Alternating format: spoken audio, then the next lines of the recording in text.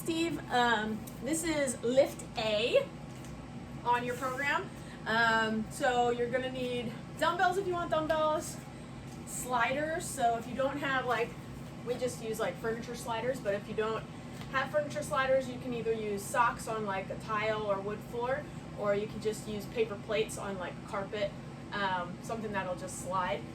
And that's about it. So we're going to start with the 45-degree squat. So you can use dumbbells if you want, but basically you're going to have, like, think of your feet being like this, like in a pie shape.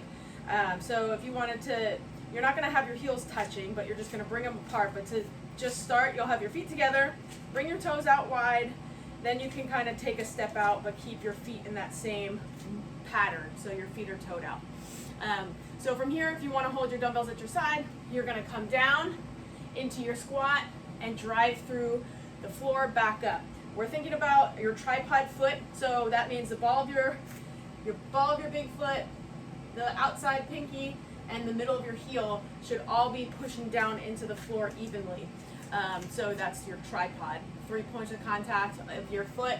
You're coming down and coming back up. So you're going to do all your reps that way. Coming down, making sure that when you do come down, okay, we have our heels in, toes are out. We're lowering down. Just come down to where you can with keeping a nice flat back. So no rounding, but also no hyperextension, and drive through the ground. So you're coming down, drive through and up, coming down, drive through and up. Try and keep your head in line with your spine as you do that. So again, you can use dumbbells maybe the first time through, first round. Do just body weight to get a feel for it, and then you can add weight from there. So you're going to do the 45-degree squat. Do maybe like 8 to 15 reps, anywhere in between there, and then wherever you feel comfortable to start with, and then build up. So you're going to superset this with your slider hamstring curl. So once you do 10 or however many of the squats, you'll come down to the ground. You're going to put your heels on the sliders, and you're going to lay down on the ground with your knees bent. So from here, basically all you're going to do is come up into a glute bridge. So you want to make sure the lower abs are engaged. You're going to squeeze your glutes, bring your hips up, and then you're going to slowly press your heels into the ground to straighten your legs out. And then once they're straight, lower your butt to the ground, bring your heels back in, core is strong, glutes are tight, lift up, slow, as you bring your legs out to full extension, drop, and repeat. So again, you'll just do those. Every time you go out, I want you to do at least 4 seconds of the lowering. So it's very slow. You're not going out fast. 1, 2, 3, 4. Lower, slide back in. Lift up. 1, 2, 3, 4. Down and back in. Okay? So you're going to do, again, anywhere from 8 to 15, whatever feels easy. You want to do a little bit more than what feels easy. So let's go with that. So 3 rounds of anywhere from 8 to 15 reps, going back and forth between those 2 exercises, and then we go to our next grouping, which is our slow lowering push-up and our Y's, T's, and L's. So slow lowering push-up, you're gonna have your body in a perfect straight line. Now, if you can't do a normal push-up all the way to the ground, you can prop your hands up on a bench, or you can even do this up against a wall. You could have your hands up against the wall and do the same thing. So you're just gonna go really slow, so I'll show you a different progression. So for the first one, you would be here, push up, you're just gonna come into the wall real slow, and then you'll press yourself back up. So almost like a 4 or 5 second count, lowering down, and then come back up. So on the floor, you would do the same thing. So I would progress it by doing wall, bench, and then to the floor. I'd prefer you not do them from your knees, but if you do them from your knees, then press your feet up against a wall to push your feet into the wall, which will help to engage your glutes and your core a little bit more. And then you could do it that way too. But I prefer if you do it in this way. So we're gonna have our feet in line with our hands. We wanna make sure we put our fingers are nice and wide and you're almost like screwing your hands into the floor. That's going to put a lot more stability into your shoulders and your wrists to help alleviate any strain there. So our hands are shoulder width apart, fingers are spread really wide, they screw into the floor, our feet are in line with our hands. We're going to kind of tuck our tail underneath so our core is nice and strong, and then we're lowering really slow down to the ground. Keeping your body in a perfect plank position. 2, 3, 4, 5. Your chest should get to the floor before your belly. Drop your knees to the ground. Now you can press up from your knees and then straighten your legs. And then 1, 2, 3, 4, 5. So 5 seconds down, drop your knees, press yourself back up, come back up. Okay, so again, we want to make sure that the body stays in a perfect straight line the whole time. You're really squeezing your glutes. The core is nice and strong. Those arms are screwed into the floor as we lower down, okay? So that's really making our core have to work really hard. And just let me know if you have any questions with that and if you need to progress it some way to let me know. Again, just like the first grouping, we're gonna do 3 rounds of anywhere between 8 and 15 reps. You want it to be challenging, but not to fatigue or max out, okay? So after you do somewhere around, 10, 12, whatever, then come down to your belly. We're gonna be doing Y's, T's, and L's.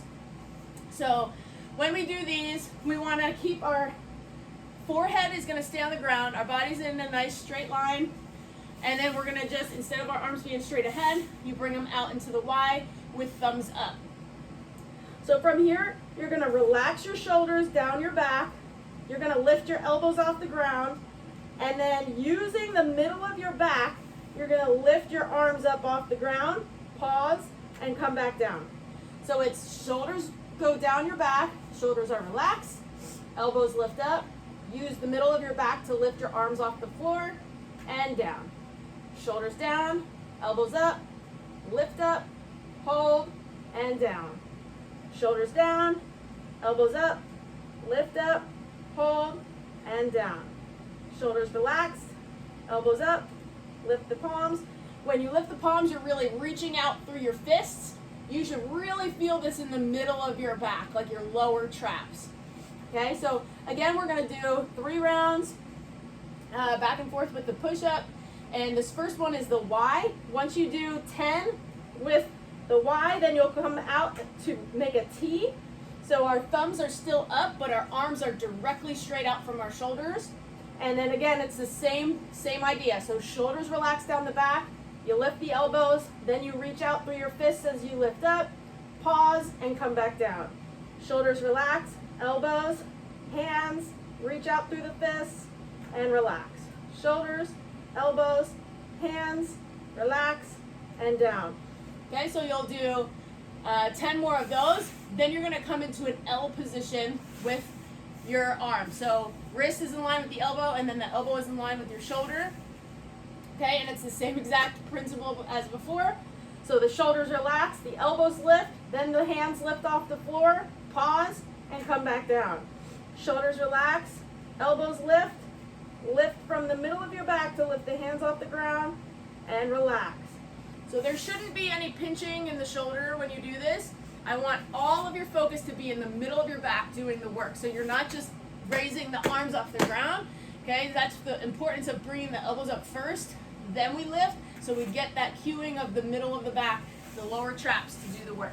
So you do 10 reps of that, and then go back to the slow lowering push-ups. You'll do 3 rounds, slow lowering push-ups, Y's, T's, and L's, slow lowering push-ups, Y's, T's, and L's. Okay, so the next grouping we have is our static lunge and our half Turkish get-up. So with the static lunge, now if you need to hold on to something for balance, you can do that. But we're just gonna have one leg forward, one leg back in our lunge position. If you're having trouble with balance, you can bring the leg out a little bit wider. So the closer you are in line, like if you have a line and your front foot is right on the line and your back foot is right on the line, that's gonna make you have to really challenge your balance a lot more. And then, But if you take a wider stance, so that's going to be harder, a wider stance is going to be easier. You could also stay with a more narrow grip, but just have something to hold on to. If you stand near a wall, you could do that too. So we have our hips square forward, we have our tripod foot in the front, and then we're just lowering straight down. We want to make sure that our hip stays in line with our knee, so we're not swinging that hip out and we're not letting the knee buckle in, okay? And then we're going to drive through the floor with our front leg as we come back up. So from the side, so we're coming straight down, our hip is in line. You want to almost think about pulling this hip back and then driving straight through. So pull that hip back and drive through. So you're going to have a slight lean forward with your torso. That's going to put more emphasis in your glute. The more upright you are, the more emphasis on your quad. But I want you to focus more on your glute, so we're going to lean a little bit forward, not excessively, but just a little bit. Okay, so you're going to do all your reps on this side. And again, if it's not challenging enough, grab some dumbbells, hold dumbbells on both sides, and you can do the same thing. So again, we make sure that we're pushing through our tripod foot, ball the big toe, little toe, and center of the heel as we come down, driving through that front foot as we go. So 8 to 15 on your right leg, then switch, and you do the same thing for the other side. Okay, so we have our nice split stance. We don't want to be too close in our stance, but we also don't want to be too far. So just take a stride back, and then from here, tripod foot, hip comes down, we're slightly lean forward, and come back up. Lowering down, our back knee comes directly straight down towards the floor, drive through the front foot to come back up. So all of our focus is on that front leg. And again, if you need to hold on to something, hold on to something to keep your balance, because I don't want you, I'd rather you hold on to something and have your balance to do the exercise than to be worrying about your balance and you're wiggling all over the place, because then your muscles aren't going to get the effect that you're looking for. You want to stay strong and stable through that whole range of motion. Okay? So after you do the lunges on both sides, you're going to come down to the floor, and you can do this with a dumbbell, or you can just not have a dumbbell in your hand either. That's fine too. So we're doing just a half Turkish get up. So for the half Turkish get up, you're going to have, let's say your right hand has the dumbbell. That means your right knee is going to be bent. So right arm is up, right knee is up. Left leg is out on a diagonal, and so is the left arm, okay? So from here, we're going to roll towards the left as we punch up to the sky with our hands. So we're doing like a crunch with our core to get ourselves up into this position, and then we're just going to lower back down under control the way we came up, okay? So we're driving through the foot that's on the ground. We're engaging our core. We're going to push up. So we prop up on this elbow. We're not going to sink into this shoulder. We're going to push away from that shoulder. And then use your core to lower yourself down like a crunch and come back down. Okay, so it's driving up, pause, engage your core as you come back down nice and controlled and slow. Drive up, and then come down under control. So for this one, you could do like 8 or 10 on each side. So again, to switch sides, a little different angle. So your left hand now has the dumbbell and is straight. We're locked. This arm is locked out. You're driving through the left foot on the floor. The right arm and the right leg are out on a diagonal from you. You're going to engage those lower abs and roll as you press up. And then engage that core as you slowly come back down. So don't just flop back down. Engage and roll back down. So drive up and through, and engage as we lower back down. And drive up and through, and engage as we lower back down. So nice and slow on the way down. So again, we'll do about 8 or 10. We could probably start with 8. And again, for this one, you might want to start with no weight just to get the feel of the motion and to make sure that you're in proper position. But really making sure that you keep that arm that's up locked out. Don't let that elbow start to bend. Okay, so we want to make sure we're locked and we're just driving through as we go up. So 3 rounds of that, static lunge with the half Turkish get up. Okay, and then our last grouping for this workout is balance clock taps and then Deadbug heel drops. So for the balance clock taps, you're going to have that tripod foot. You're balancing on one leg. So we want to make sure if we're standing straight ahead, we shift our weight onto that leg so our head is over our foot, okay? And then we're just doing clock taps. So you're tapping at like 1 o'clock, 12, and you just work your way all the way around till you get like to 3, and then clock tap all the way back around in the front. And then we just work back around. So this one, you'll do maybe 3 to 5 times around, depending on how your balance is doing. I prefer you not to touch anything, but I would say put yourself near something, so if you do start to lose your balance, you can just quickly touch so you don't lose your balance completely. If you have a little bit of wiggle in your foot, that's okay, because you're really working the stabilizer muscles in your ankle. But if you are like, whoa, like all over the place, you can't move your foot at all without, then I would say try to hold on to something, just like with a finger or 2, just so you don't, just so you have something to keep you semi-balanced, but that you're not using it to really hold on to, and then you're using that as your balance instead of making your foot use your balance. So once you do that 3 to 5 times around on one foot, you'll do the same thing on the other foot, coming around. So again, you're gonna have a loose knee. You're not completely locked out, but you're also not in a squat position.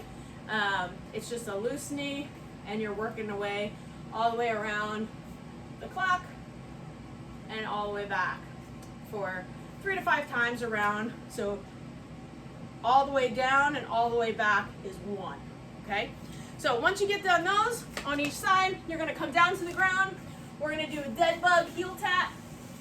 So for these, you're going to start with lifting your legs off the ground. So our legs are in a 90-degree angle here, okay? We're gonna bring our arms straight up. So from here, our lower abs are engaged. And all we're going to do is lower our foot, 1 foot down, lightly tap our heel, and bring it back up. Then the other one, lower down and bring it back up. Now our goal is, as we lower down, we don't want our lower back to pop off the floor. So you're really keeping your lower abs engaged. We're not like excessively bracing, but we want a little bit of a brace. And as we lower down, we keep that strength so our low back doesn't pop off the ground, and we make sure the lower abs stay engaged the whole time that leg is moving down towards the floor. So you're going to alternate, light tap, come back in, light tap, come back in. To make it harder, you can lengthen the leg out a little bit as you lower down. And if you want to keep your arms at the sides, you can put your arms at your sides, or you can keep them straight up towards the sky, either way. And alternating, do same thing, 8 to 15 reps on each side, and then you'll go back to the clock taps, 3 rounds of that, and you're done with lift A. All right, have fun, enjoy.